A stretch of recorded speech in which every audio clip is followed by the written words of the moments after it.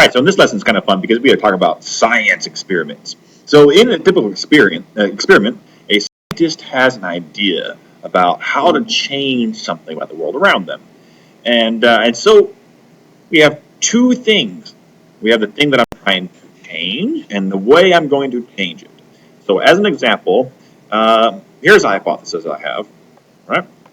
My idea is that eating breakfast in the morning helps students learn better in school. Okay? Now, in math, of course, we want to be able to measure these things in science as well. How am I going to measure whether you ate breakfast or not? Well, let's do this. Let's just have a let's actually count the calories.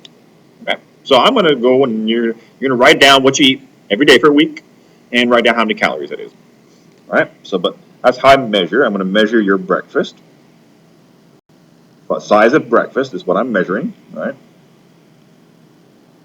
And I'm measuring it in calories. The more calories means the more breakfast.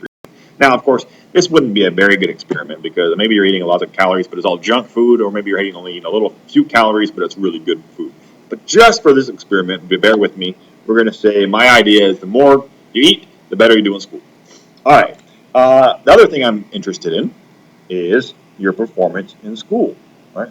Your performance in school. And I want to measure that by your grade. Right? So the higher your grade, the better you're doing in school. The lower your grade, the worse you're doing in school. Okay? So these are two variables. If you recall what a variable is one of two things. A variable is either something we don't know yet, or it's something that changes. Okay?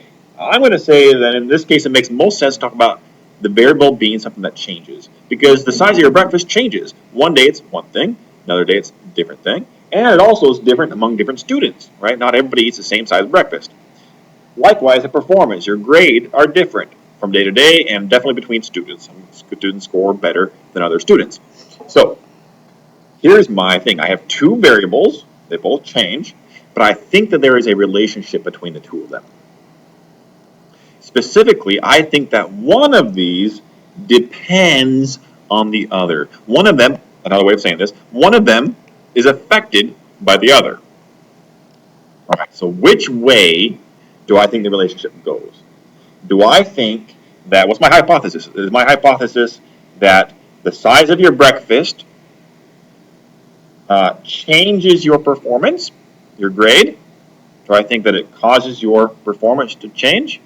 Or do I think that your grades cause the size of your breakfast to change? Right, that's two very different things. Right? My hypothesis is that the size of your breakfast is the cause, and that causes your grades to change. That's the effect. Right? That's my hypothesis. And specifically, I'm thinking that as your breakfast increases, as your breakfast gets bigger, your grades will go up. That's my hypothesis. Now, some other person might have a different hypothesis. They may say, no, I think that the higher your grade, the bigger your breakfast will be.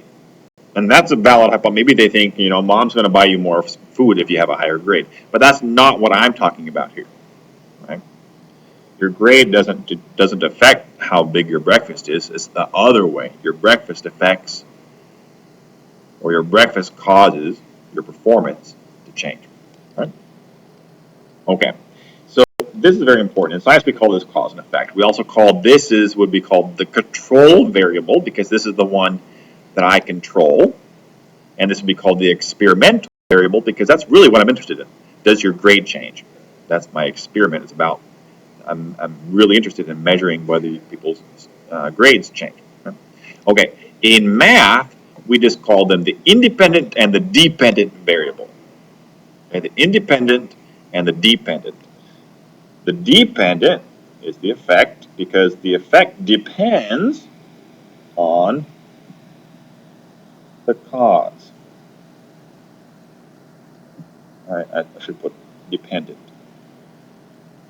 Okay, so this is your dependent variable, and this is your independent variable. The independent is the cause, the dependent is the effect.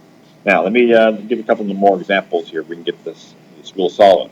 All right, so well, let's think. Here's another science experiment. Maybe I'm thinking that the more time you spend with a cat or a dog, the less stressed you will be. That's my hypothesis. So I'm going to control my independent variable is how much time you spend with a cat or a dog. I want to measure that in minutes.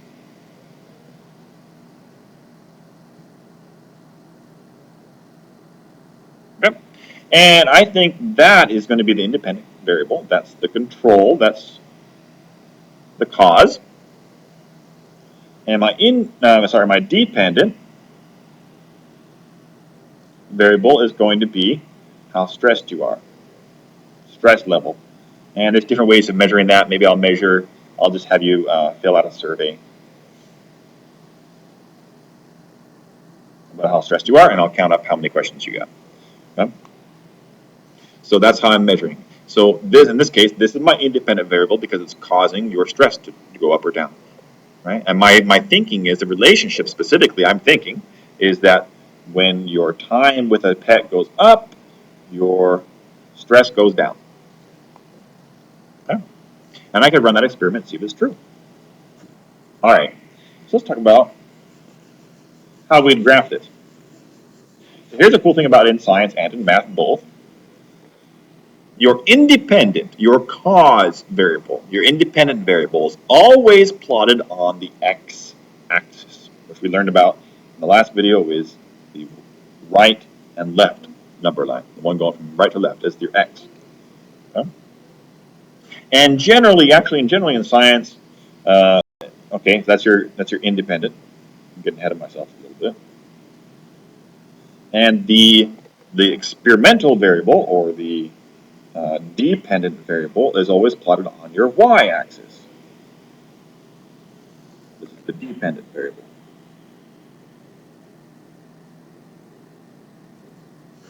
Okay? All right. That's always your independent is always your x. Your dependent is always your y. That's how we always do it.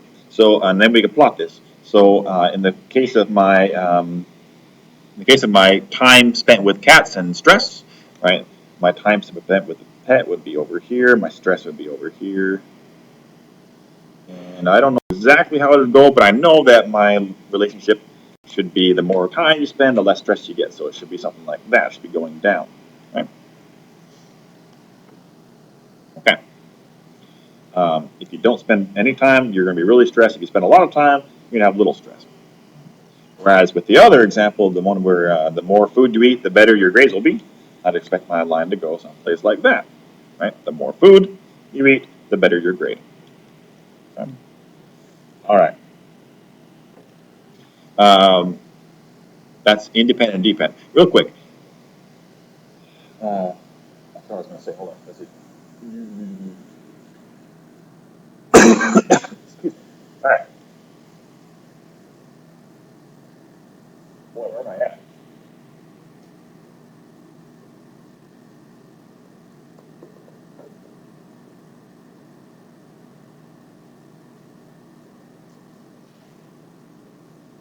Well, that was kind of silly. Okay, I was going to remind you, I was going to give you two different ways I tell students to remember these things. So one of them, how can you remember that the independent is your x and the dependent is your y? Okay. Well, it's like this. Picture a house, right? Picture a house. We're going to build a house. Anybody who's ever built a house knows that before you build anything in your house, you always have to start with the floor. You have to start with what's called the foundation of a house. Foundation is a big word. It means, the big, most important part of something is that foundation. Right? And the most important part of that house is that foundation. If you don't have a foundation, you start building your walls, your house is going to fall down, particularly if a big bad wall comes along. Right? So here is a house that was built without a foundation. They start building, and at a certain point, this starts falling over, and their house just fell over into a big pile of nothing. Okay? Now, that's not good. We don't want that. We want to build the foundation first, and then you build the walls and put the roof on, and your house stays up because of that foundation. So, likewise, what am I trying to say here? Is your wall your wall, in order for it to stand, depends on the floor. It leans on the floor. It depends on that floor being there. Okay, you cannot have a wall without a floor. Right? So you're dependent, that's how I teach. The dependent is your wall. It's the one that's going up and down, which is your y-axis. Right? Your dependent variable is your up and down. That's your y. The independent variable, on the other hand, even though you can't have a wall without a floor, you can't have a wall floating in the middle there. It has to be on a floor. You could have a floor without a wall, right? Go outside sometime, and you have the ground, but there's no wall. Okay, or sometimes when you see a house has been destroyed, it's been demolished, the foundation's still there. It looks like this big old cement, just a cement block, right? This is a cement area. There's nothing. There's no walls coming out of it. That's just the foundation of an old house, right? So it's independent. You can have a foundation, no walls, right? It's not affected by the walls. Although, of course, the walls, do put some weight on it, but it's not affected. The walls are affected by whether or not there's a floor. Okay? So that's one way of remembering how which one's dependent and which one's independent. Your independent is that. There's another way of thinking about it. Okay, a very good relationship we'll talk about sometimes is if you're independent. All right, what does that mean? I'm independent. That means nobody affects me. Right? If I'm independently wealthy, means nobody pays my bills. I'm wealthy enough to do whatever I want, right? If I'm dependent on another person, it means I need their help. So all of you students right now are dependent on your parents or your grandparents or whoever you live with. And if it weren't for them, you'd be out on the street and starving and not having any clothes. So you depend on them. Your parents, on the other hand, are independent. They don't, unless, they probably don't live with their parents. They're probably off by themselves. They got their own family. They're independent, right? They have their job. They make their money.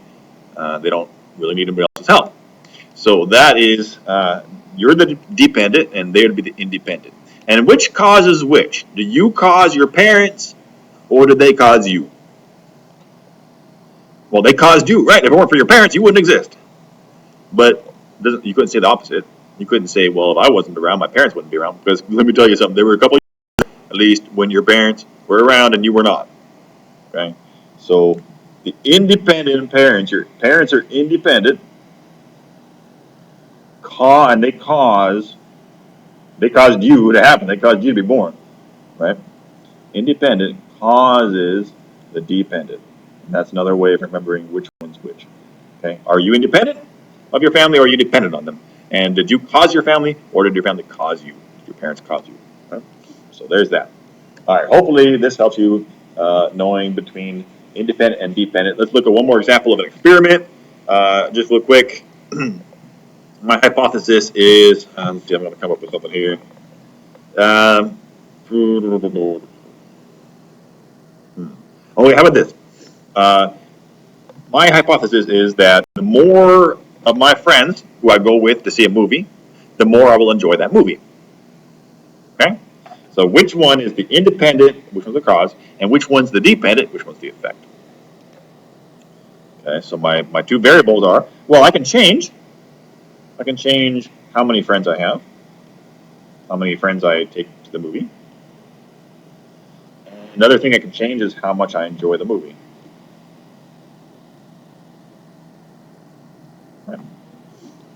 Okay? So which one do I think affects the other one?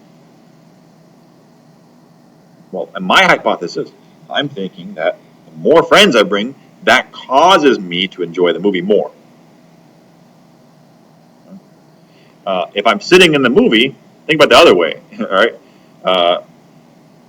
If this one was the cause and that was the effect, that means while I'm sitting in the movie, right, and there's parts I really enjoy, that means all of a sudden more friends appear. And the parts I don't like, all of a sudden my friends go away. And that's not what's happening. That doesn't make any sense. Okay, this one's causing that one to happen. So this would be the independent variable, the cause, and this would be the dependent variable, the effect. And if I graphed it, I would have my number of friends right here on my x-axis, and how much I enjoy the movie up here on my y-axis. And I can't really write sideways, but you get the idea.